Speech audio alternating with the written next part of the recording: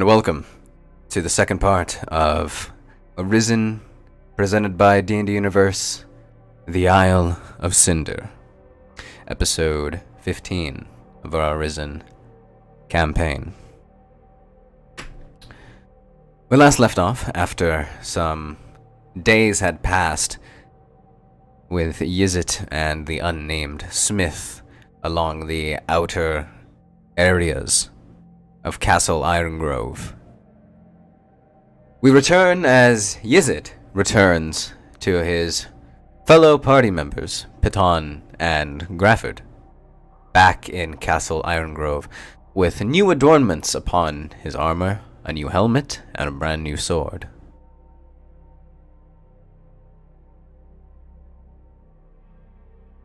You make your way up to the room in the tower, and there is a knock at the door. Piton will open the door.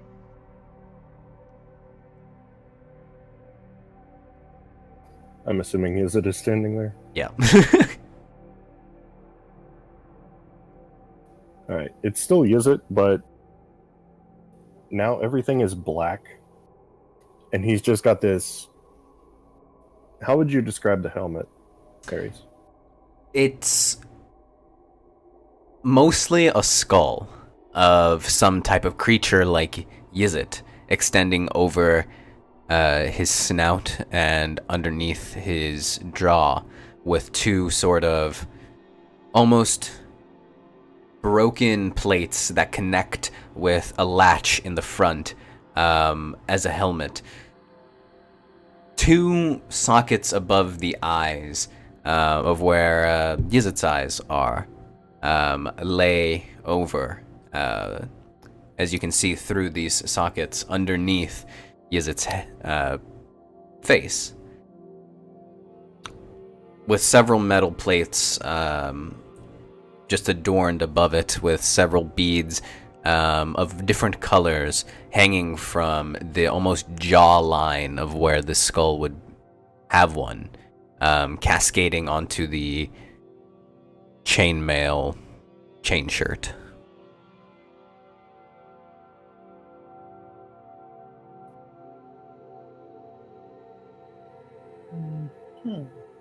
Yizzet's just gonna kind of nod to Piton and step into the room.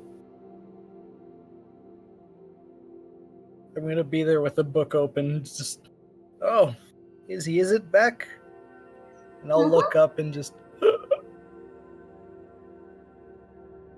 well, I see that your armor and your weapon have been touched up a bit. Yeah.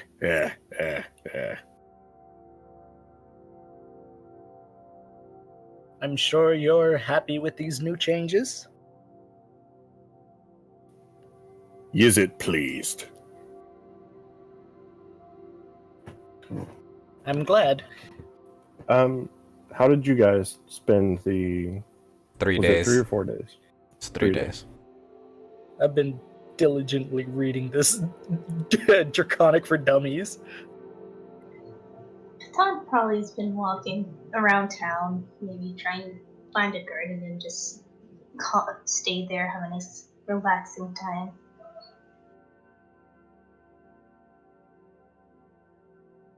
That's all I can think of.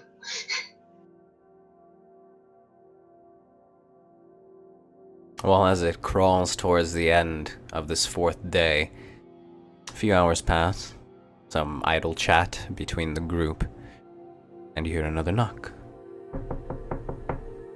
Very soft. Piton shall open the door again. I was gonna say Izzet would answer it this time, but Piton can. No one answers the door but me. Piton. This is Piton, guardian of the door.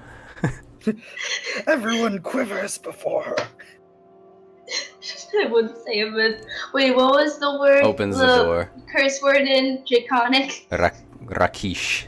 Rakish. Rakish! And Izzet will look to her very startled. So you open the door and yell Rakish right in Twig's face. Wait, no, I didn't get it towards him, no. and he is clutching a small piece of silver dangling from little leather straps. Oh.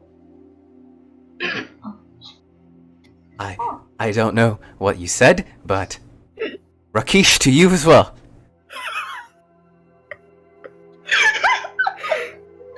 You've done a bad. I know I'm gonna. Wait, I know what it means too, right? Yes, you do. Phaeton is just gonna break down in laughter slightly. Is Yizit around? Phaeton will nod and just and will move away slowly from He the makes his door. way into the chamber. Yizit stands up from the corner and just kind of plods toward Twig. He looks up at you, still with his nervous demeanor, and extends out this piece of circular silver that comes down to a point, almost like an upside down droplet of water, that has two straps with a buckle on it. It's almost like a belt, actually, but like thinner straps. And he extends it up towards you, clutching it with a fist. I'll go ahead and take it and slip it around my neck. It's going to take attunement. That is the device that you requested. It is called a pendant of communication, and it has been affixed to common. So now you can speak your native tongue, and everyone else will hear it as common.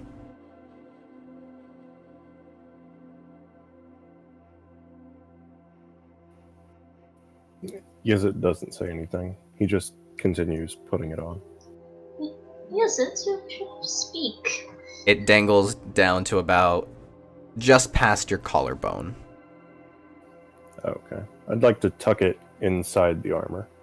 You do so. And do I have any feeling? Like, is there any connection? It requires attunement, so you're gonna need to like focus on it for an hour, and then it'll start to work after that. You need to set aside an hour of downtime to get it working. I'll look to. Go ahead.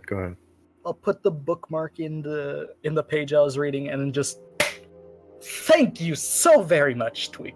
Slam the book closed. It startles him, and he looks over in your direction. And then my face is gonna go from a smile to a more serious. Did you tell your father?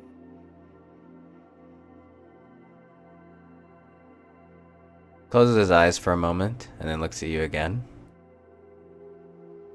I have performed my duties as I've needed to. And Phaeton is gonna frown.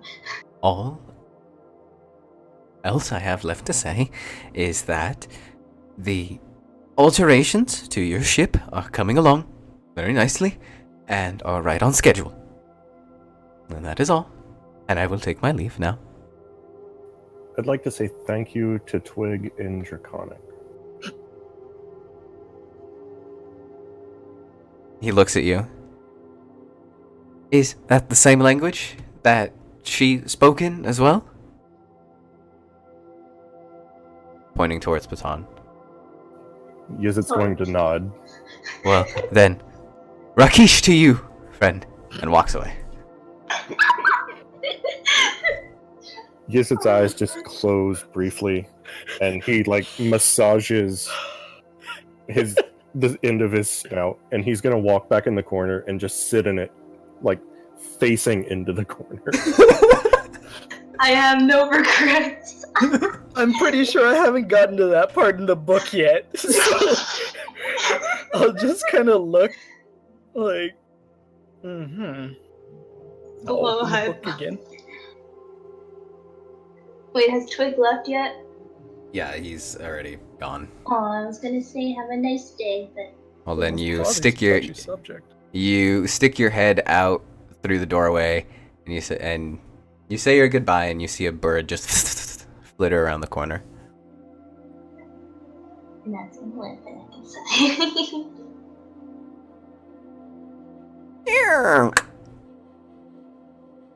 And close the door. An hour passes, both Patan and Grafford looking eagerly at Yizit, waiting and waiting for him to say something. Yizit, you focus for an hour, and as you begin to gaze upon this amulet, this pendant, you feel a tingly sensation inside you, and you focus on that feeling, and it begins to grow more and more until almost like a latch being clicked together, something connects, and the magic takes place at the end of the hour. You are now attuned to it. That is one of your 3 attunement slots. Is there anywhere to mark that on a character sheet? Nope. Okay, I'll just make a note. Yep. It acts as a voice translator. You speak out in Draconic, and it comes out as English. Common.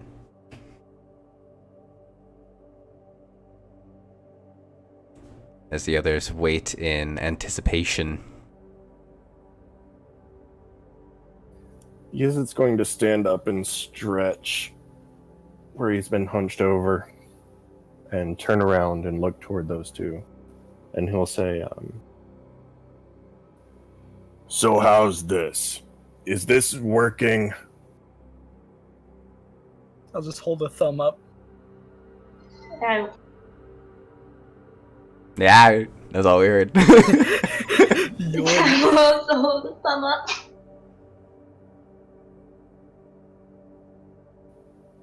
Congratulations, you have thumbs. Is it working or not? It is. Congratulations, you can speak common now. I'll hold the book up and I'll say, I'm going to continue learning this in the off chance that we'll need it. That would be appreciated. Now that you can understand me, what do you require? At the moment, nothing. We will need you at the head of our lines once we go rescue Reldir. Understood. I have a bit of a chip on my shoulder about those gray freaks anyway. I'll be happy to do it.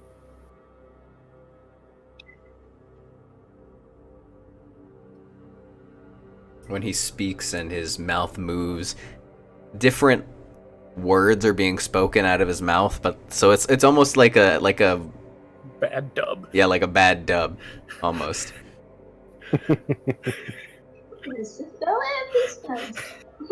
Because like you speak, and then a moment after you start speaking, like what's being translated is protruded forward, so it's almost like a spaghetti western.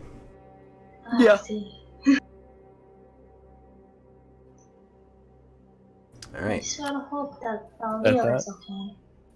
Once they told him that there's nothing for him to do, he's going to step into the sunlight coming through the window and just inspect his sword. Like, constantly. It glistens. It's reflective, It blinds you. and you can see yourself in it, in the reflection of the blade. You hold it up at arm's length, and it wasn't properly weighted before, but now it is. It feels stronger in your hands, and you know that with this serrated edge, it can carve through flesh so easily. That's good. He's just going to acquaint himself with it and let the other two carry on their business. Everybody else's business seems to be carry on with. Is there anything you'd like to Speak do? for yourself. I speak for everyone. I am everything. Speak for yourself, knave. Is there anything everybody would like to do before we move 2 weeks from now? I was gonna dialogue with you, is it? Hmm? So, Oh. now that we can understand you, we really don't know anything about you. Where did you come from? To go. Where did you come from? Cut Nigel. I was about to say it in I character use it. too. Another world, far from this one.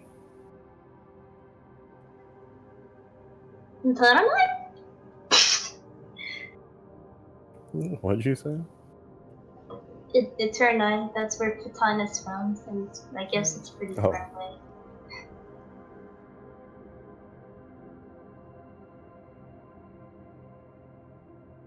Do you know the name of this world? The concept of the word world doesn't really click with any of you.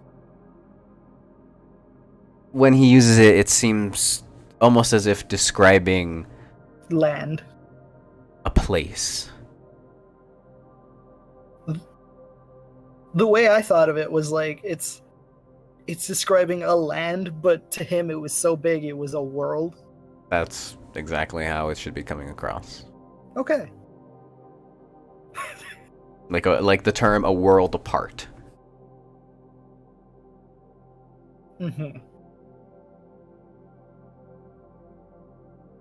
So how does Grafford react to that? I just asked if you knew the name of it. DM? What Does would that have the a name name? of that? Well, what would the name of, like, their word for the world? You know what I mean? Well, what you're saying and the way it's coming out in common, it has a name, but what it means is what is being said. Another one of those translation things. Yeah. So basically what comes out is the common word for dirt.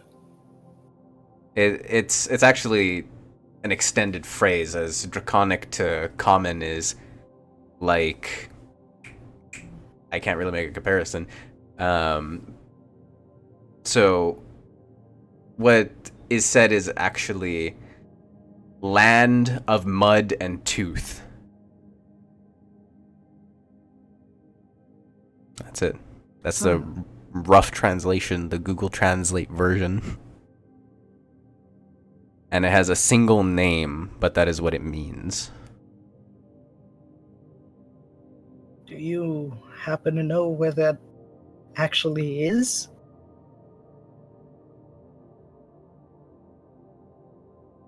No. My charts show the wrong stars now. And he'll pull out, like, the navigational charts that he showed you on the airship. Yeah, I was gonna bring that up too. And they're completely wrong. Oh, yeah. There's small depictions of astronomy just decoratively placed around, and you do not find the 3 moons that you are so comfortable with. Instead, you find a single moon that looks nothing like the 3 of this world. The images depicted before you look like nothing that you've ever seen before. And this land that is depicted, you've never seen on any map. You said you came from another world. But how did you end up here? Through a waterfall in the ocean that swallowed my ship.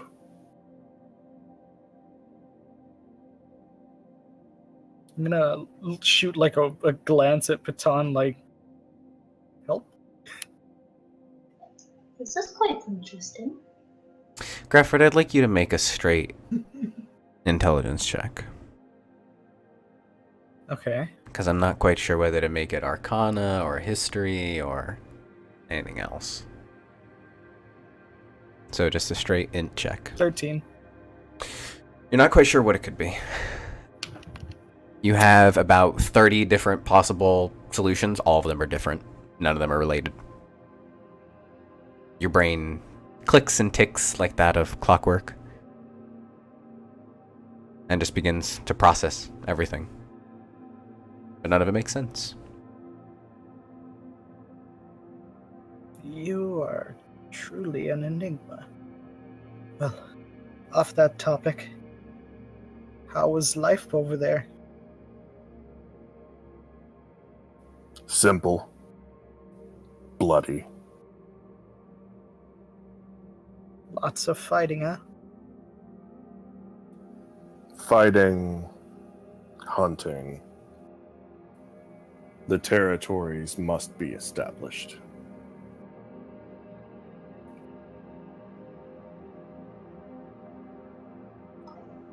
Only it could be peaceful. And make it even in between all of them. I can't hear you, Andrew. Almost. If only they could do it in peace without all the fighting, like how my did it, but some places are different, unfortunately. I just wish that most outcomes could be like that, instead of all the blood and unnecessary fighting. Yizid'll kind of look toward her and be like,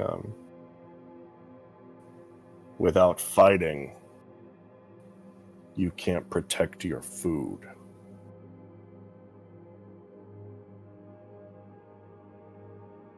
I'm gonna bring out a little leather-bound book and start jotting down, like, possible solutions to, like the clockworks in my head, all the ideas and some notes about Yizit. Easily enough.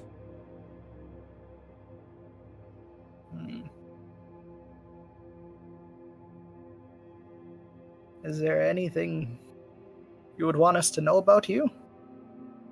Something that would make this a lot closer to home for you? My brother came with me when I fell through the waterfall.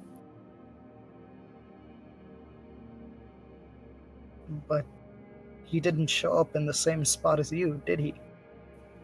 Yizit's going to kind of raise his hand and point at the skull.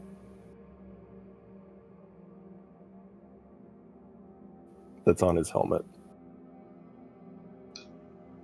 He died when you arrived? No. I killed him. Todd is gonna be a little spooked by this, and she's just gonna back away slightly. Oh, that's interesting.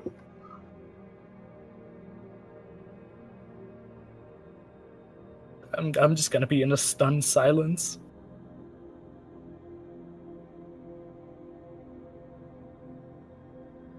What was the need for that? When we hatch, there are about 50 of us. We're left to fight amongst ourselves and scavenge for food. This one, and he'll kind of tap the skull, thought to take my meal. So I made him into my next one.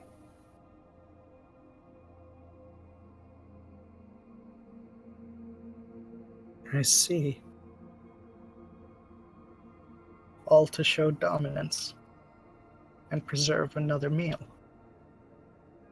This is the way of the tribe.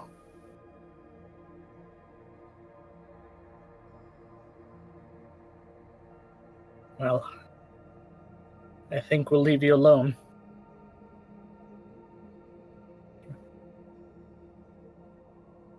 Yizid will just go back to inspecting his sword. gonna try and make sense of all this information I was given. That you were dumped. And with that, 2 weeks pass rapidly.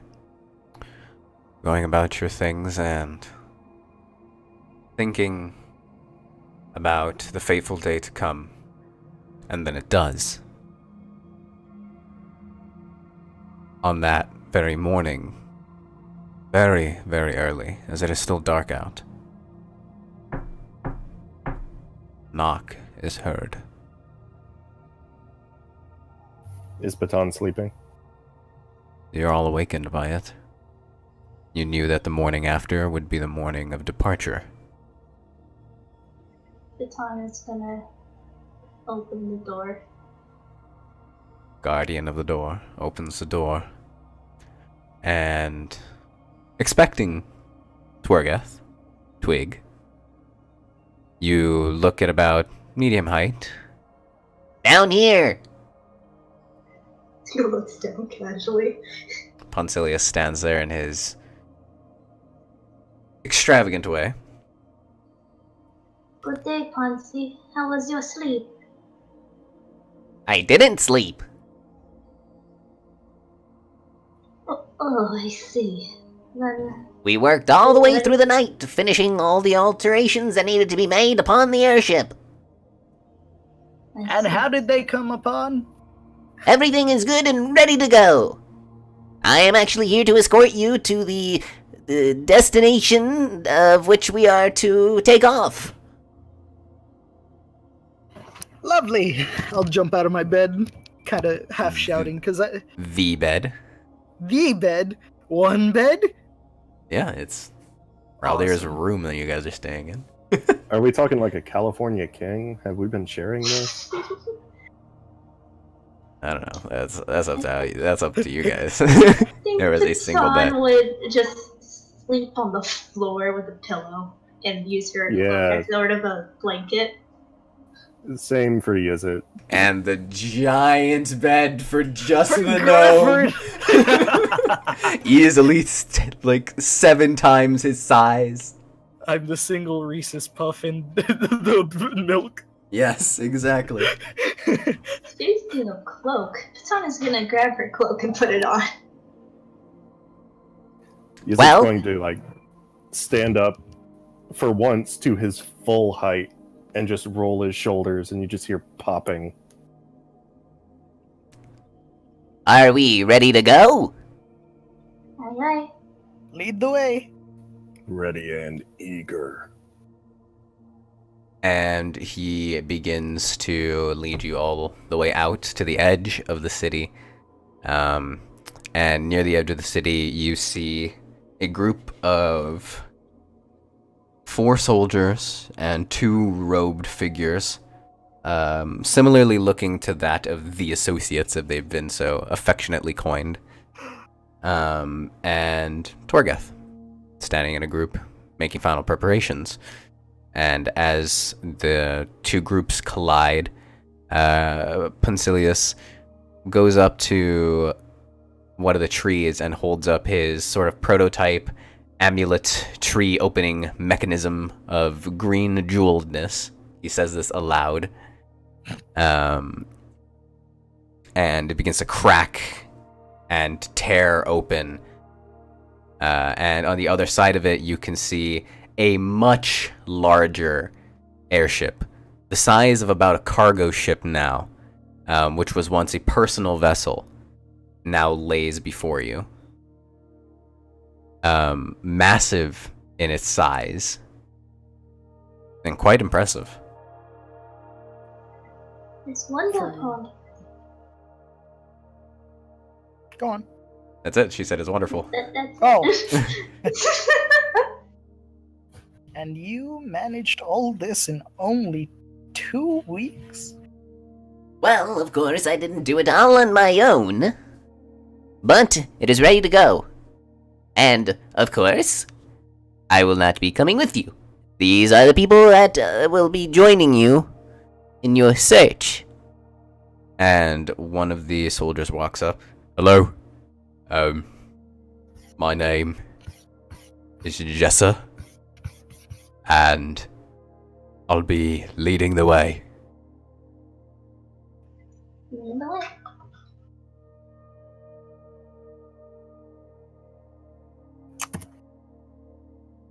He holds an arm up and snaps his fingers, and all the soldiers and the two robed figures all turn into birds and flit up to the top of the vessel.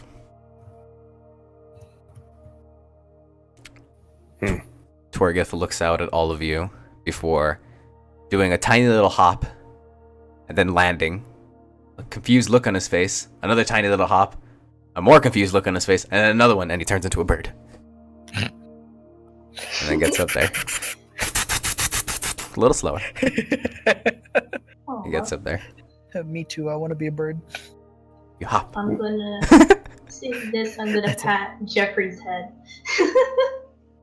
Jeffrey could be a bird.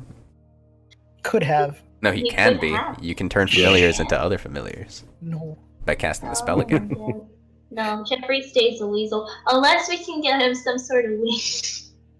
Is there A rope is it ladder? like I was gonna say a rope ladder or a ramp or Yeah, there's the same rope ladder that went along the side is now larger than before. It's like Old Rusty got expanded and upscaled 2 times.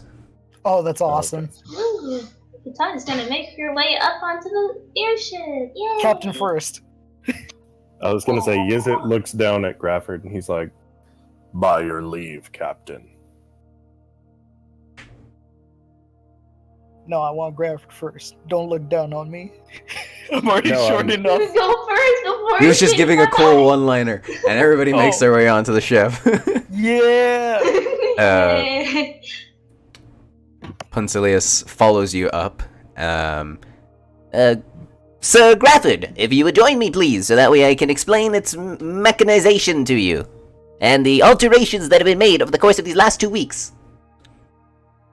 All right. Lead the way.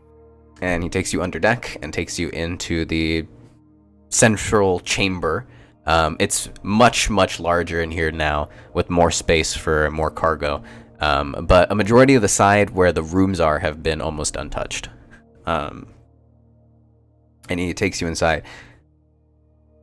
And he begins to point at different pipes and a series of what look almost like thin rods of metal. Where there were once 4 almost spider-like thin rods of metal, there are now 12. Need not worry about the rest of these other 8. There are still the same controls that you used to pilot before. Simply pull this lever, and then followed by this switch, and then this lever, and flip this switch, and turn this crank, and twist this gear, take out this gear, and put this one here, and then push this button. You got that? I hope you like. I'm gonna take out my my little leather bound book as he's saying this, and I'm gonna just Jot it all down. And press this button, but don't press it right now, as we have many people aboard. It will shrink back to its normal size. That is very convenient. And it will begin to fold almost into itself and compact itself back into its previous size, almost as if no alterations had been made before, allowing for swifter travel with its more nimble body structure. I appreciate all the work you've done. Rafford, Now, come close. what is it? And this part isn't for everybody. Grafford, I need to ask you something. All right. When all of this is over, take me with you. They've You kept me trapped here for years. Please, take me with you. And almost fear in his eyes. I'll figure something out. I can be a stowaway. I can hide in the ship. You can take me out during the nightfall when you leave and go back to the Beholded Reserve. Just please, get me out of here. They've been keeping you captive? I've been here for 20 years. You can explain the rest when I take you out. There is not much time. They're always listening. The eyes of the Eh? king are never far. He figure it out. He begins to walk out the door. Finish Patan's story. And the two gnomes walk up from the stairwell. And as you can see, the levers and controls for piloting are exactly as they were before. And I believe that is everything. So if you don't mind, I will be taking my leave, and best of luck to you. Haha! Well, good day, Pansarius. Good day to you too. I'll nod as he leaves. And he begins to make his way down the rope ladder. And away he goes. And away he trots through the grass. Doo-doo-doo. Alright. Then you make your way to the helm, and you grab onto the wheel. You remove the altitude lock. And both Patan and Yizit begin to unload the weights. The anchor is pulled up, and the ship begins to slowly rise. The soldiers and the two robed figures are in two lines of three. So it's a 2x3, standing in that formation on sort of the deck of the ship. Torgeth is over the side of the railing, kind of just leaning over and looking out as the ship begins to rise. You lock the altitude once again, move everything around, and sort of angle yourself to catch the wind. Make a nature check. Mm-hmm. And add your proficiency bonus for piloting. Can I assist with this? Not really, because it's like a modified piloting check. Oh, okay. I can't have him make a piloting check, so 24. easy enough. You see where the wind is coming from, and you move the ship and catch the wind in the sails, and it takes off on the wind, and you immediately gain about 200 or so feet off of this burst of wind. And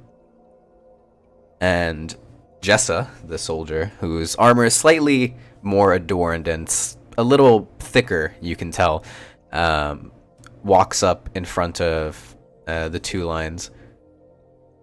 Right, so... And he begins to point off in the direction. The last report that we had gotten was a large, mysterious island in the sky, billowing out some sort of grayish black smoke. We believe that this might lead us to the young prince. So that is our first order of business. What direction was it in? He points. Let's see if we can't get there post haste. I might be able to assist with that. And he casts Gust at 3rd level. And So we just turned into a rocket. oh yeah, you fly through the air extremely fast, just pushing it along. And Grafford, you take note of that. That's ingenious. Yeah. Let's bring out the book. And then you strap it to your side with your little latch that you have going around your body. It's like a belt that you wear around your chest, but you hold your book there. It's got like a little holster for easy Really access. nice. Yeah. And you begin to take off.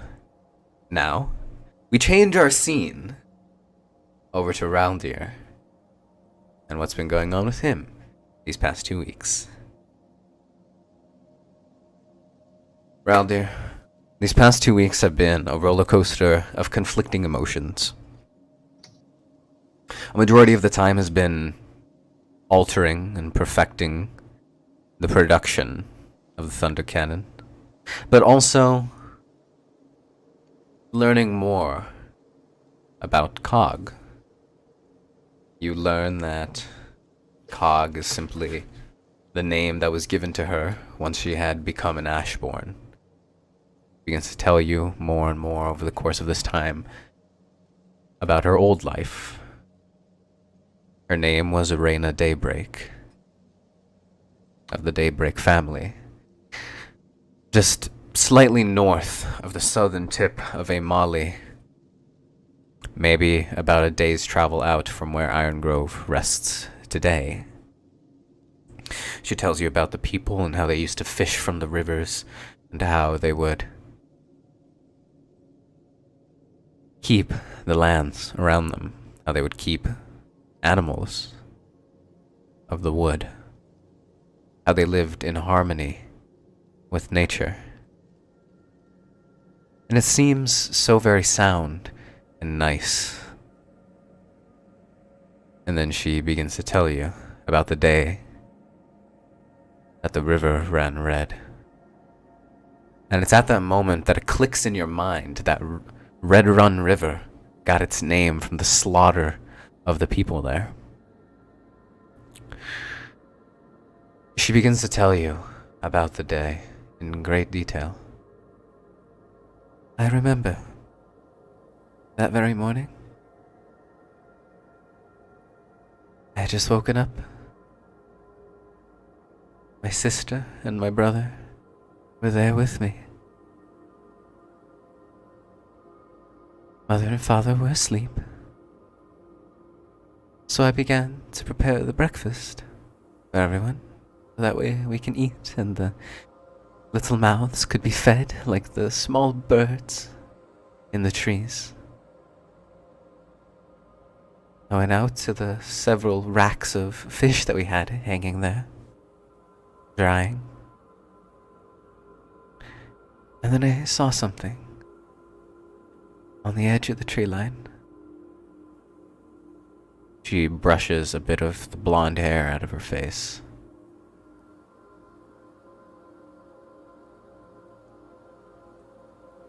A small glint of silver.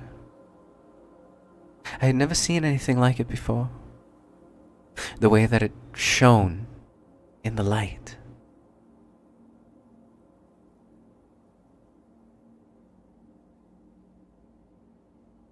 What was one little glint of light turned to 20, turned to 50, turned to 100, and 200. They marched. Some of our elders went to them first and hailed them, speaking in our native tongue. We immediately saw from their features that they were elves too. We spoke to them. Well, they tried to speak to them.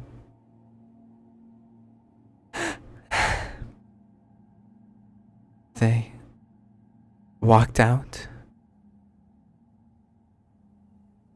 Elder Kiki, she was so old. The kindest woman you'll ever meet, or would have met.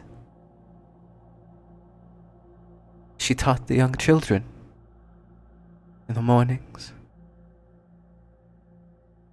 Taught the children how to weave baskets and fish in the river, how to speak and write. And she walked out to these people, nudging herself along on her long, spindly branched cane, fashioned from one of the larger trees nearby the village. She spoke out to them and welcomed them to our humble village of Bronze Root. They spoke out and asked for the children. Kiki asked why, and they only demanded once again for the children. I grabbed my sister and my brother, and I pushed them back inside the hut, and I watched, and I kept them quiet. Mother and father were still sleeping. Many of the others began to walk out, and then I heard it. What sounded like a landslide of rocks with sharpened edges crashing against one another. They began to march forward, and then they stopped. Kiki spoke out once again, unmoving, her confidence I'll remember to this day. She looked out at the man who was standing there, leading them, and she asked, "What do you want?" And the man replied, that they are not elves. That we were not elves, and that we were creatures, barbaric. And we were told to leave. We could not leave. The land depended on us. We took care of it. We kept it from dying. We bettered the land where it was and where we came from. But they didn't understand. They were cold and gray, as if they had been disconnected from nature. They did not have the same warmth about them that my people did, as if they had been cascaded in shadow their whole lives. And Kiki asked why. She said that we were all elves, and that they were welcome to stay, to eat of our fish and drink of our water, and share of our land. And the leader walked forward, went right up to her, and put a sword through her chest and out her back. Kiki fell lifelessly to the ground. I'll never forget the look of horror in her face. Everybody began to run and scream. They ran and they ran, but then the arrows flew. I watched children, man, woman, fall to the ground, pinned like an animal in a trap, several teeth embedded in their backs. I grabbed my brother and sister, my mother and father, looked out of the hut. My mother looked down at me, kissed me on the forehead. The last thing she ever said to me was to protect my younger brother and my younger sister. My father grabbed his bow. He grabbed his fishing spear and went out. We ran out the other side of the hut. And I didn't look back. I heard marching. I heard the sounds of wood snapping, huts being destroyed, land being razed, screams of children and women, men crying out in pain, all alike. The sound of blood splashing against the ground. But I didn't look back. I never looked back. I kept running. I held my brother and sister, and I told them to keep quiet as we ran for the tree line. And then my sister began to cry. Cry so loudly. And before I knew it, she stopped so suddenly, her head pinned to the side of a tree by an arrow. I took my brother ran from my arms, screaming and crying, tears streaming down his face, ran out, and met the same fate. I was paralyzed by fear. I didn't know what to do. I turned back for the first time and I saw all of the people who had been living the day before so happily and one with nature, dead. Rivers of blood cascaded into the ground. And at this point, Tears begin to stream down the sides of her face. Hmm. And I didn't know what to do. And then I ran. And I kept running. And I kept hiding. But the trees began to move all around me. And just when I thought everything was lost, I looked and I looked. But I never found my way back. I couldn't return my people to the earth. I do not know if their corpses still lay there to this day. And it was oh so long ago. But then she found me. And she promised me that there were more people like me who hurt like me. And she took me.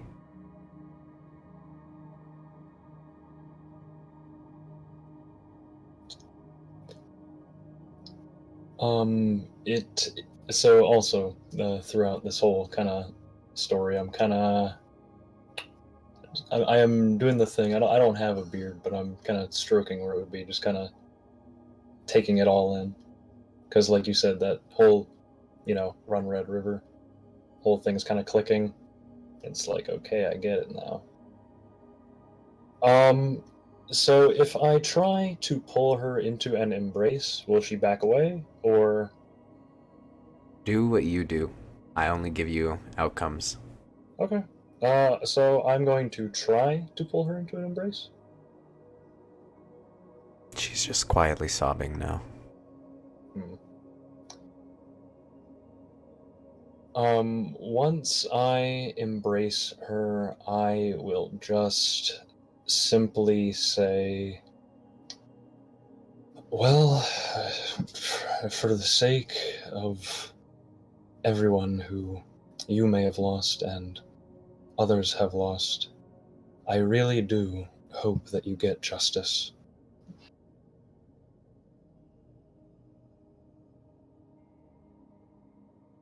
She doesn't say anything. And everything begins to rumble. Quake violently. Almost as if an earthquake was passing through the ground. And you hear shouts and screaming from outside.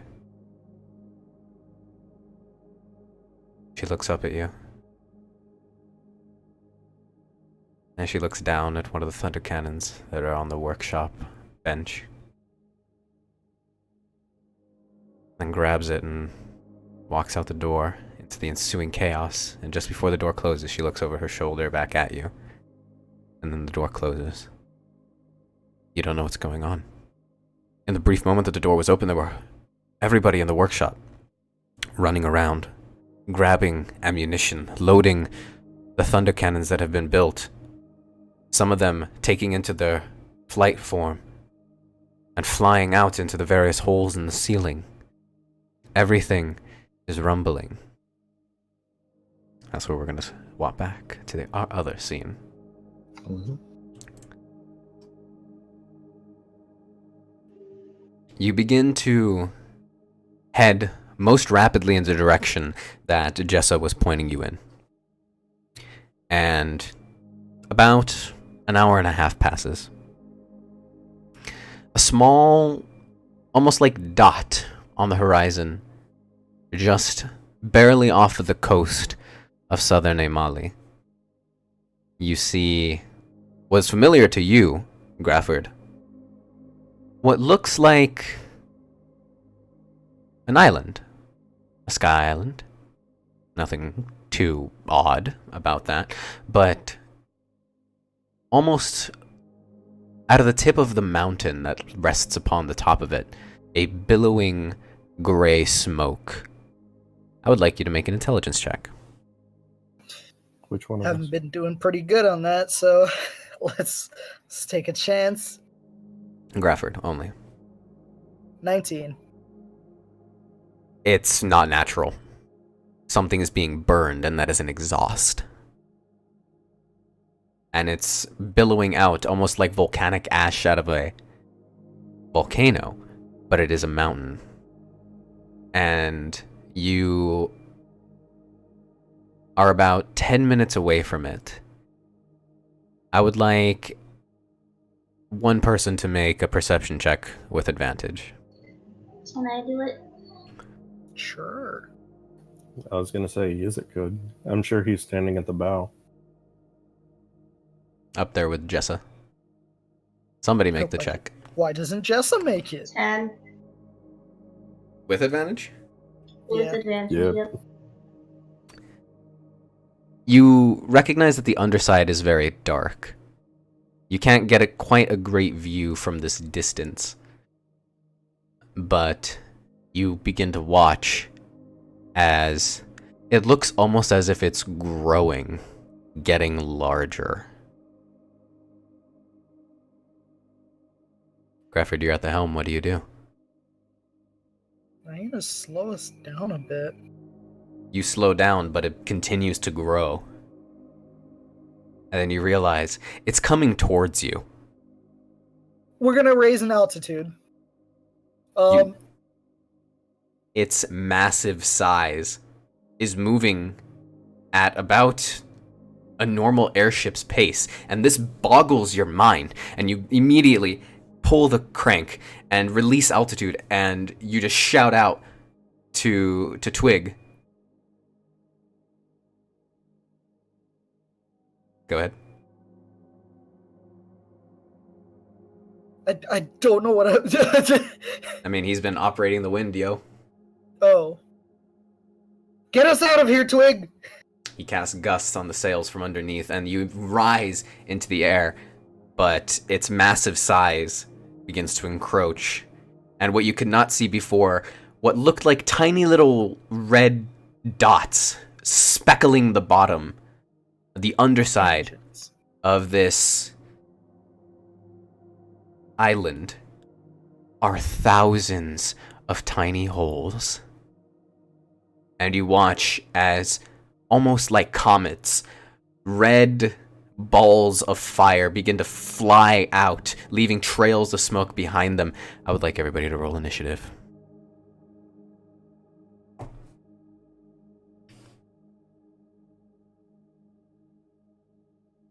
If you could give them to me as they land. 10. I'm pulling up a weird result on mine. Oh, you've got a 19.1. Okay. I had a 10.14. And I've got a 15.14. I got a lot of rolls to make. I don't like that. Well, I mean, you have 7 other people with you. I still don't like that. Just need one person to do something really, really cool. Twig, sink their battleship. I was gonna do that actually. Alright, so that's gonna be...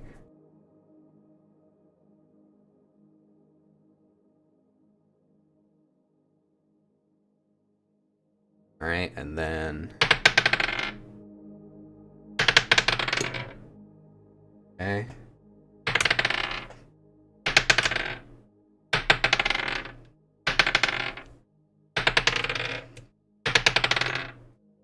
Alright. You know, hearing all those dice rolls make me sad that I couldn't get my dice today. Oh, tough. Alright, so you watch as these billowing fireballs grow and outstretch wings as about 40 phoenixes fly out of this almost honeycomb-like hive of the underside of this floating island and begin to make their way towards you like cannonballs. Yizit, you're up first. The encroaching enemy is about 80 or so feet away from your current position.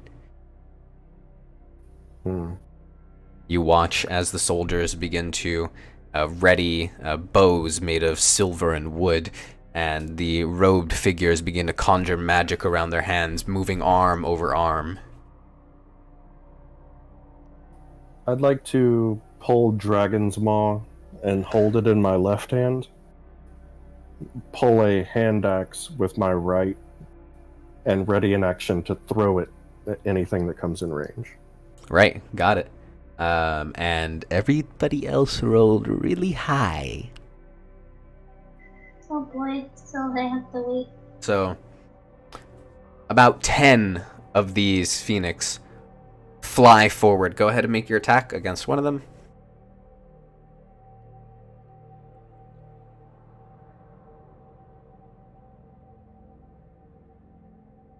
Uh, 20 to hit. 20 hits. Throw damage. 5. All right, 5 damage. So you are keenly watching the skies, and as soon as one gets exactly within range, you just pull back your arm and throw it, your chainmail kind of clinking as you go through the motions, and you watch it land squarely in almost like a shoulder a portion of where the neck meets the body, and then all of them almost begin to spread out and encroach the ship about 10 feet above you in altitude, and they begin to drop and change forms into these ashen gray people holding rifle-like weapons, all of them. Oh no. And they begin to plummet as they fire. Alright, so that's going to be attacks against the whole crew. That's a miss on Grafford. I'm just going down the list in the way that I have them here. This is up against Paton, that misses. Up against Yizit, that misses. Oof, that hits. Oh, that hits Twig. No. No, not Twig! Yep, Not the invisible child! I rolled a natural 19. Oh, not Twig. If you would remind me of the damage of a thunder cannon. You kind of caught me off guard here a little. I believe it is 5d6? Yeah. 2 piercing, 3 thunder? Yeah, I think that's correct. Alright. Also, it does depend on what magic they're using too, because I think you can use different types of magic. They were all remakes. But so. I was gonna say, yeah, they're all remakes of mine, so yeah, I wouldn't expect them to use different. That is 21 points of damage to Twig. Ouch. And you watch Guys, as the shots collide with his chest, and almost like a barrage of booming thunder with each fire that comes from these weapons flies and impacts most of the ship, a majority so far being able to dodge, but Twergeth takes a good hit of it, and here come the rolls against everybody else. That misses Jessa. That's a natural 20 against that guy. Another soldier. Okay, so that's going to be 28 points of damage. That's a miss. That's a miss. That's a miss. That's a miss. Oh god, Torgas just got really unlucky.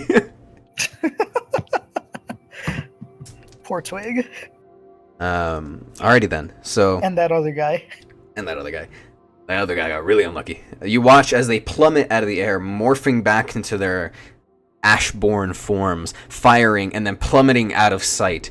Grafford, you peer over the edge and you watch as they're plummeting through the sky, they morph back into their phoenix-like form and then soar off once again, gaining in altitude, ready to make another round. Up next, Grafford. What are you doing? You're steering as well. Shoot. I'm gonna see about locking it. Alright, so you lock it in its space as a bonus action. Mm-hmm. I'm gonna... Oh boy. So they're readying for another round. Yeah. But they're basically sort of diving and coming back up. Yeah, they're within 30 feet though. They're within 30? Yeah, they're between ranges of 20 to 30 feet, all 10 of them. And there are another 40 that are making their way forward from the underside of the floating island.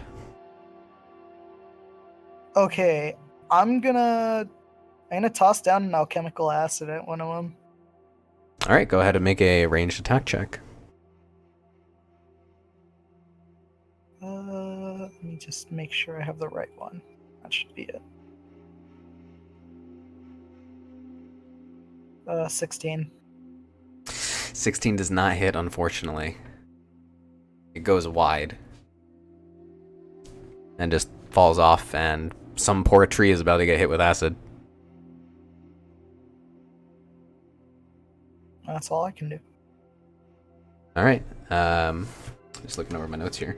Up next are the soldiers, and they're going to take their shots against these avian people and creatures. That misses terribly. Jessa got a natural 1. Oh, that fell off. That's a hit against that guy, so they're using longbows. Wait, I've got a crossbow. You have a crossbow. I've got Raldir's light crossbow. This is coming in handy. Okay, that sucks for an attack. Alright, so you watch as arrows begin to fly out, trading shots with these creatures.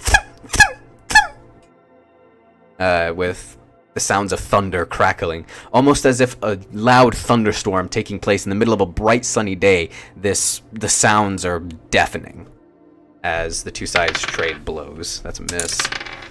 That's a hit. Alright. That's that damage. That's a miss. And that's a miss. Patan. Actually, Twergeth is up next. Twergeth, after getting shot, falls to the ground and begins to pull himself up, grabbing onto the railing with one hand, and you watch as lightning crackles on his fingertips, and he pulls himself up, and he extends an arm out and casts Lightning Bolt. Deck saves from those guys. That is a success. That is a failure. And that is a success. Ooh, unlucky. Think about what you are going to be doing. Oops. Oh yeah, that guy's dead. So, yeah, let me just count that up. 16, 20, 30 points of lightning damage. You watch as the arcing beam of lightning crackles off of Twig's outstretched arm, and his hair begins to almost billow backwards from the force of the magic coursing up through his body, almost standing on end from the electricity, and it fires out and immediately incinerates one of the birds into just nothing but ash, and catches two others that begin to twirl down as it nicked both of their wings. Alright. And with his bonus action, he's going to down a potion. Woo! Woo! That's a healthy 14 points going back to our boy Twig. Alright, and then it is Patan's turn. What are you doing? Quick question. Is there any, glass nearby? Glass? Glass, yes. No, but if it's a spell component, you have some. I do. Okay. May I cast Cloud of Daggers? You may. All I believe that is right, deck saves on my go. Yes. Yep, that is. You can get about 4 of them. So, that is a natural 13 plus 6, 19. That's a success. That is a natural 8. That is a failure. And a natural 18. That's a success. Natural 19. That's a success. So you succeed against one of them fails. 3 succeed. So do I roll damage still? We'll read out the spell for all the lovely people at home. Alright, so you fill the air with spinning daggers in a cube 5 feet on each side, centering a point you choose within range. The creature takes 4d4 slashing damage when it enters the spell area for the first time on turn and starts its turn there. So those dexterity rolls were pointless because I thought it was something different. Alright. Cool.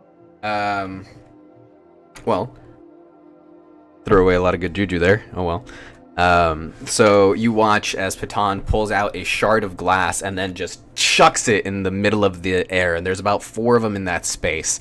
And then as it's flying, begins to morph and change into a dagger, and then that dagger turns into 2, and then those 2 turn into 4, and then those 4 turn into 8, and then 16, then 32, then 64, until there's this cloud of about 132. No, that's bad. I'm bad at math. Don't worry about it. 128. I believe that is right. No, that's still wrong. I don't care. No, that's right. Yes, that's right. Okay. Dungeons and Dragons. Fill the air. That is your action. Do you want to do anything with your bonus action? Engulfing about 4 of the enemies. Can I do damage first? Can you do what? Can I do damage? Well, it deals damage when they start their turn there, right? Yeah. So you have to wait until they start their turn. Okay. Let me see. You want to do anything with your bonus action? Maybe change up your positioning to a more advantageous position. Yes, I would love to do that. And I will actually, no, I want to tell Twig something quickly. Well, you have a move and a bonus. Yeah. Twig, I need you to start the storm. If you can. Alright, you call out to Twig. Then it is going to be the 2 robed figures who have been moving their arms over arms, able to dodge the shots that are being fired at them. And they are going to cast... I need to pull out my notes really quick.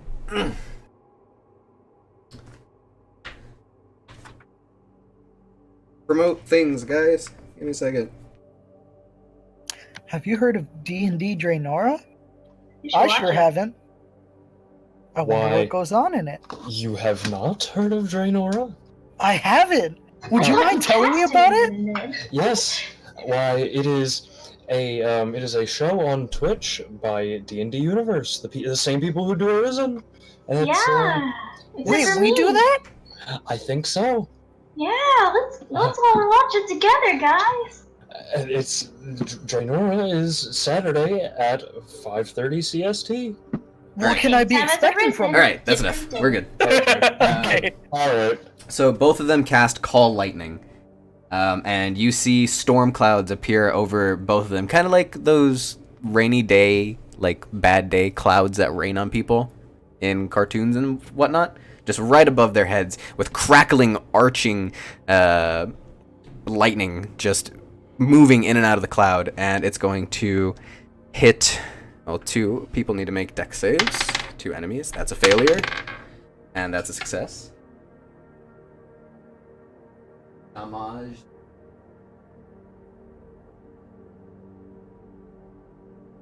$3d10. Okay. Trying to zap these peeps out of the air. So 16 and 19. Doo-doo. Okay. So arcing bolts of lightning fly out of these thundering clouds gathering above the 2 cloaked figures' heads and fly out and hit 3 of the 2 of the targets that are in the air, and then the other one is going to hit another 2. That's a failure, and that's a success. Jesus, I'm rolling really good right now. 11. Ooh, 20. Flying out, zapping another 2 of them, and one of them plummets out of the air and then turns to ash. You watch as the rest of them begin to encroach forward, and shots are being taken against everybody once again, going down the list with the 1, 2, 3, 4. 4 have fallen, so 6 shots.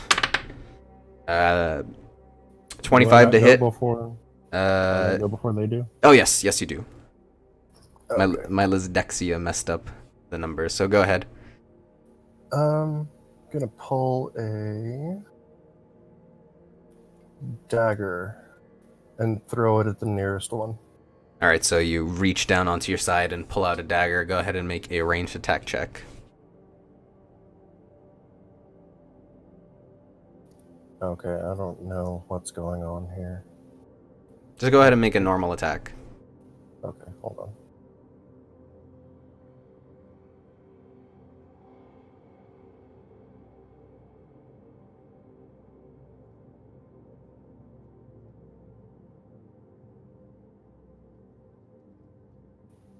Yeah, that's a 8. It's not gonna hit. The dagger just flies off the side. The target, the phoenix that you're trying to hit, just moves out of the way and continues ascending up to take the shots. So that is a 24 to hit against Grafford, an 18 to Paton, a 21 to Yizit. Oh god, a 21 to Twig.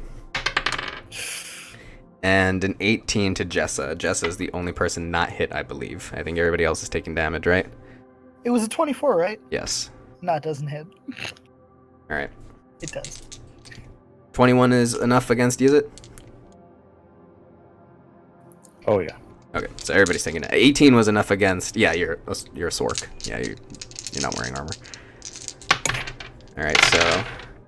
That is going to be... 16 points damage to Grafford. Oh gosh, I'm sorry. 21 points damage to Baton. And 18 points damage to Yizit.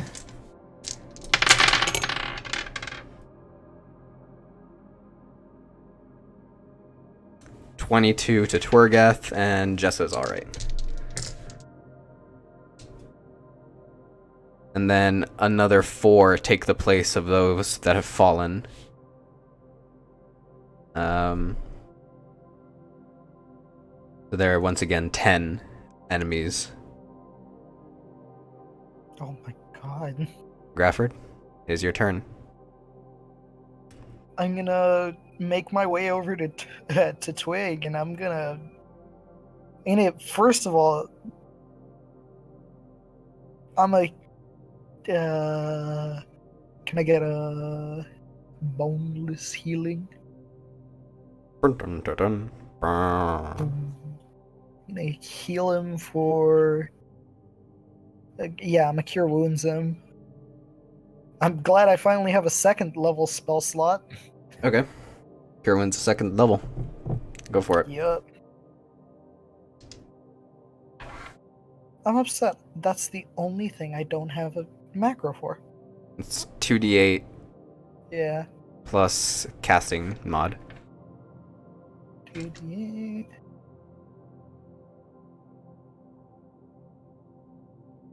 For a beefy 18. Nice. Keep him up there. He's at 22. And... He is hurting. yeah, and I'm gonna hand him my healing drop. He looks over to you. You watch as his brownish hair now has shocks of white going through it. He looks over to you. His eyes are pupilless and they're just a white washed color as electricity is just banking off of his neck and sort of crackling off of his body with bluish sparks of magic. He takes it from you. Thank you. That not Twig. That's Twig. That not Twig. Not my Twig. Twig back 20. And loading the light crossbow is gonna be a full action, correct? No, it is not a full action, but running over there and giving the draw to somebody was. Actually, Okay. that wasn't an action. Cure Wounds was an action. Yeah, Cure Wounds was an action. You handed So- it off as a bonus, so you're about done, actually. Okay. Just wanted to make sure. Alright. Then it is the soldiers' turns. They're gonna take their shots. That is... Ooh, that's a hit. That is a hit. That is a hit. And that is a miss.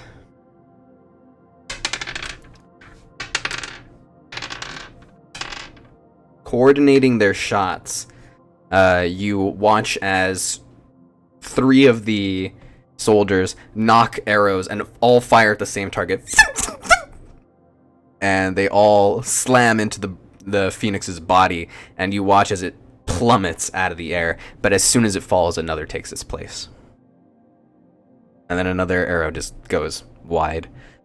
Now it is Torgath's turn. Twig is going to down the healing draught. You roll that Can do. as a bonus action. For a healthy 22. Ooh, I forgot how hard you heal. I am the real support. And then he's going to do another lightning bolt. That is a fail. That is a big fail. And another fail. Okay.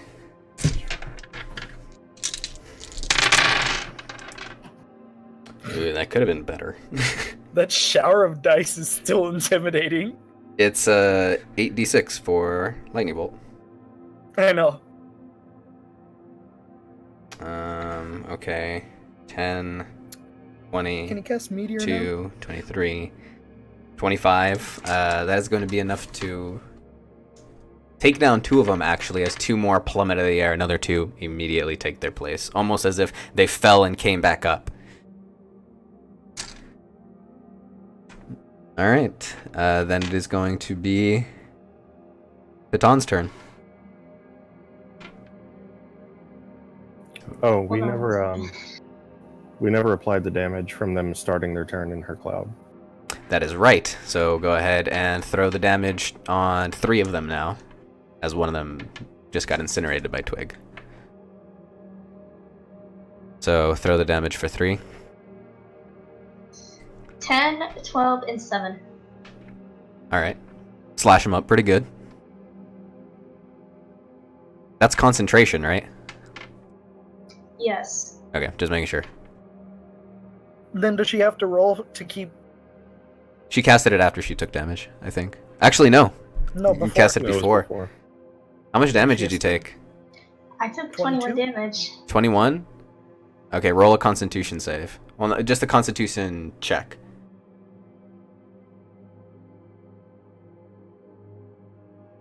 Oh, 20. Alright, Soft. soft 20. You maintain concentration. Am I able to, like, cast any spells or no? As long as they don't have the concentration tag on them, you can. You can only cast 1 concentration spell at a time, but if it doesn't have concentration, you can cast anything else you want. Okay, so out of my attention use pack, I want to take out my water skin and just throw a few drops of water off the edge, and I want to use Ice Storm if there's any dust around. Ice Storm? Yes. So you run up to the side and you squeeze your water skin, sending a cascading rain out, and then off of the side of the ship you gather some of the dust and just sweep it up in one fell swoop in a cloud, and then you kind of breathe outwards and just a cone of ice begins to expand from your lips and then casts a spell. Read it out for all the lovely people at home. Alright, a hail of rock-hard ice pounds on the ground in a 20-foot radius, 40-foot-high cylinder centered in a point within range. Each creature in the cylinder must make a dexterity saving throw. A creature takes 2d8 bludgeoning damage and 4d6 cold damage on a failed save, or half as much on a successful one. Alright, get your rolls ready because you hit 4 of them. That is a failure. That is a success. That is a failure. That is a success. That is a success. I think that was 4 rolls, right? Yeah. Yes, so you succeeded on 1, but throw damage for all 4. Well, One you second. Quick you can question. type /roll 2d8 plus 4d6. Yep. And apply it to all of them. Do that. Hold on. So it says that when you cast this spell using the spell shot of 5th level or higher, the bludgeoning damage increases by 1d8 for each slot level above 4th. Yeah. So do I add that or no? What level are you casting it at? 4th. Then no, you don't. You're not casting it at above, so just throw the dice. Like, you guys shouldn't have 5th level spell slots. I don't think so. Maybe only Angie, No? but we don't. No, I don't. No, you guys have 4th levels, because 5th levels come at 10. I only have 2nd level. Oh yeah, but that's artificers for you. Yeah, How you're many right. do I hit? You hit You just Just throw the dice. That was 2d8 and 46. Just throw those, and then I'll apply the total to all of them. Yep. If you type /roll 2d8 +4d6, it'll all come out at once. 14. 14 total out of all those dice? She rolled a lot Yeah. of 1s and 2s. You drop one of them out of the air, but the others adding fast. Holding strong, and one immediately takes its place. Meanwhile, Raldir, you walk out of the room, and you're watching the ensuing chaos. People flying out of the workshop, going through the several maze-like tunnels in the ceiling above. You watch as Cog runs up the stairs and looks back and calls out to you, "Come on!" I will follow, and I'll try to keep up. Yep, so you begin to run, and you catch up with her running up the stairs and begin to run through all the different places until eventually you come back to the throne room. She is nowhere to be seen. Okay. Cog continues to lead you up to the surface, and you run out. You run out onto the soft grass, into the sunlight, and you hear the sounds of thunder. A very familiar sound. Mm-hmm. Yeah. And you run and run and run and run and run until eventually you get to the edge of the island from where you were. And you look out underneath you and you see a ship with several people on it being attacked by all of the phoenixes using their thunder cannons. You're about 300 or so feet away from the ship. Okay. And you can't, from this distance, make out anybody who is on board. Yeah. Alright, back to the action. Shots coming your way. Shots. It's me first. Alright, that is a 17 against Grafford. Ah, Well, I was going to say it's my turn. It is your turn. I keep skipping you. It is your turn. What are you doing? Another dagger. Alright. Throwing all the things. hit him with a use it snack. I mean, that's what's next. Like, is that a dagger? That That's is what it a crit. Crit on a 19? Yep. Okay. And it's 7 + 4 thrown damage for 11, so 22. You watch as one of them is rising back up in altitude after dropping, and as it's rising up, you hold the dagger up and throw it with all your force, and with the most precision you've ever put into a throw, it lands directly in the throat of the bird, and it just plummets out of the sky. Anything else you want to do? I'll move back toward Twig and Grafford and Alright. look over at Grafford and say, "We can't sustain this in the air. Get us to the ground." All right. And that's it. This call out to Grafford it gets out, but then is immediately followed by the sound of 10 shots from these thunder cannons. 19 to hit against Grafford, 18 to hit against Baton, 20 to hit against Yizit. That misses Torgath. That misses Jessa. That's a hit. That's a miss. That's a hit. That's a miss. That's a hit. And a natural 20. Against Druid 2. Don't even have names anymore.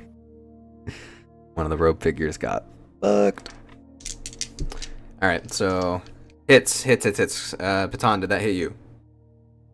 You said it was an 18, right? 18. Yes. Okay. Is it soft 20? Yep. Alright, then that hits everybody except for Soldier 4 And Torga. and Torgeth. Okay, I gotta get these 2 dice out of there. That was a pretty low roll for the hit against Grafford, actually. 17 points of damage. Wow, the last one was lower, actually. Oops, I dropped that, but we're keeping it. Whoop. Oh my gosh, I think Baton is gone with this one. Oh, I probably am. 25? I am. Yeah. You're knocked out. Okay. Yeah. What you said it was a 25? Yeah. But go ahead and roll damage for... Wait. Ice Storm is not a concentration spell, right? It was a one-time thing? Yeah. Alright, so throw damage for 4 people in your Cloud of Daggers. Yep, 44. Is it 25 points damage to you? Oh, no. And what is that? 15, 17 points of damage to Jessa. Jessa is out. 10, 15, 19, 22. Another soldier drops. Oh gosh. 4 5s, a 6 and a 1.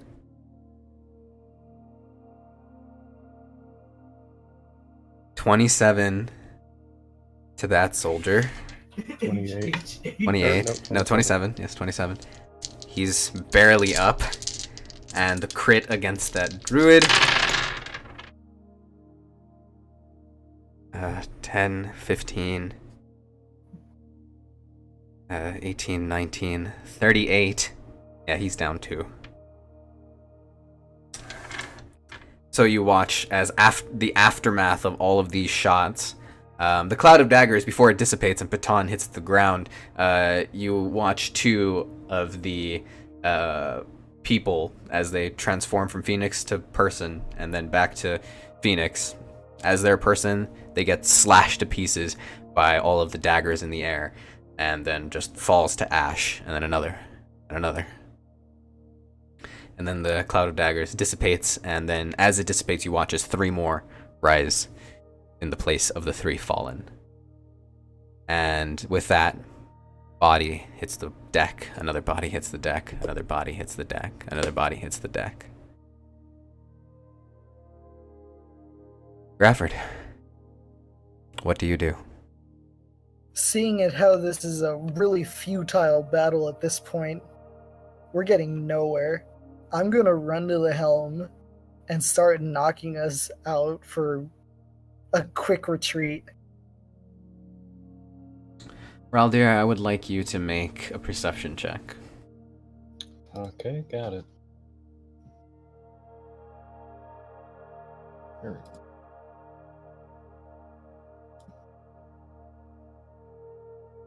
That is an 11. You begin to see the ship turning like it's gonna run. It's a big ship, and well, you don't know a lot about ships, so Yeah, that's fair. being from a landlocked forest place. Mm-hmm. All right, so you turn the ship around and try and get out of there. I'm gonna yell for Twig to give us another gust. Because there's no way we're getting out of here without it. Twig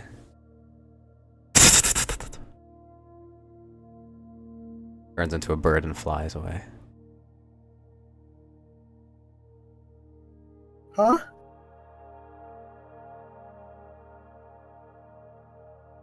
You rolled a natural 20 on his perception check.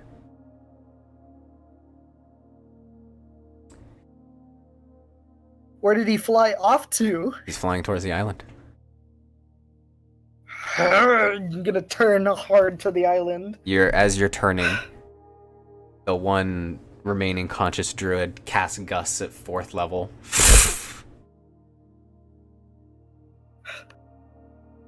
And you go off really quickly. Raldir, you watch as the airship, in its hefty size, moves extremely fast in a sudden burst of wind. But you watch as a phoenix begins to fly in your direction. Twig, after seeing the form of the rest of these birds, now able to become one. Oh. Flies camouflaged through all the others. I need to roll a performance check for him.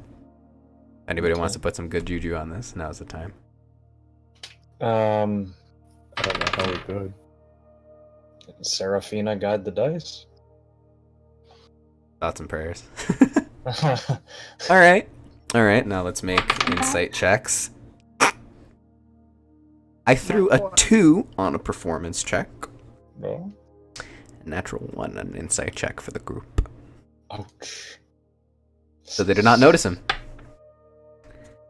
As he flies in the opposite direction of the ship that is fleeing, the rest of the phoenixes flying in the direction giving chase.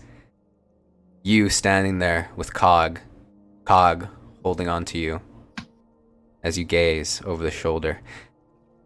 The cracks of earth cascading off almost like a balcony of nature. You watch as a phoenix flies up and lands next to you, and as the embers fade off and the transformation occurs, you see a face that you haven't seen in years. Twergith would not. Stands before you, beaten and bloodied and shot in multiple places. At this, I'm going to be extremely Raldir? dumbfounded. Raldir, that's you, yeah? I'm going to, still completely dumbfounded, just say, yes, that's me. Torgith, I remember you. We need to leave. We need to leave now.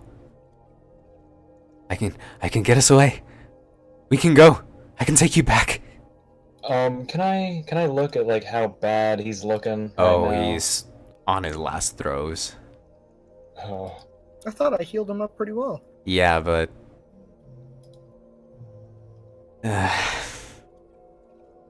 you gave him some good healing, but he had a pretty big health pool comparatively. Mm-hmm. Oh no. Like 2 shots from a thunder cannon, he's gone. I'm going to try to use... I'm going to put my hand on his shoulder, and I'm going to say, you're too hurt. I can't go with you for your own safety. And all the while that I have my hand on his shoulder, I want to cast Healing Hands. Oh, okay. Yeah. Which I guess I will cast at...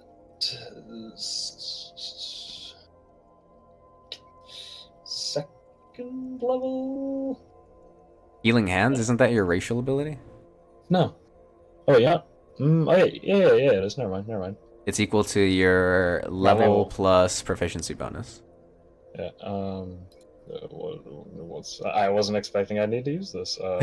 Should be 10. It should be 10. Yeah. Jeez, okay, so that's 10. 10 points healing. Okay. Alright. So you put a hand on his shoulder and watch as some of the wounds begin to seal and the several bits of sphere-like metal begin to hit the ground with thuds as they're being pushed out of the wound as it's being healed. We need to go. We need to go now. And Cog, who has been kind of hiding her smaller form behind you. Who's she? She's one of them! And he begins to put an arm up, and he has lightning crackling off of his arm, his hair moving backwards. I'm going to grab his arm, the one that has the lightning. Make a dexterity saving throw. Okay. I gotta make one for Cog, too. That is a natural 6 on Cog's end. I have a 9. You both take full damage. Okay. Also, over this period of time, I'm guessing I've regained health from before. Oh yeah. Okay, good. I was gonna say, well, this is Both of you are at tip-top shape. Ah, very nice. Not for Uh, long. No, not for long. Not with this roll. Holy shit. Ay. Let's see. 10, 20, 24, 28 points lightning damage. As Okay. the beam of lightning just arcs off of him, catching you in the side and taking out a chunk of your body. It catches Cog on her side as well. She's looking a little beat up, not super worse for wear. She can take a couple. But you watch as the hair begins to come down and the lightning begins to subside, and he grabs you by the arm. And he reaches into his hair and he pulls out a tiny little stone covered in moss. We need to go. Cog falls back and lands on the grass and is still almost blinded by the flashing light, and she's pulling herself up. Haldir? I'm going to look right in Twig's eyes, and I'm going to say, "You can't tell me what to do. I'm going to stay." And as you pull your arm away from him, he crushes the stone and reaches out for you and turns into leaves and vanishes. And that's where we're going to end tonight's session. For everybody here at D&D Universe, I'd like to thank you all for watching our newest installment of our Arisen series. And we'll see you next time.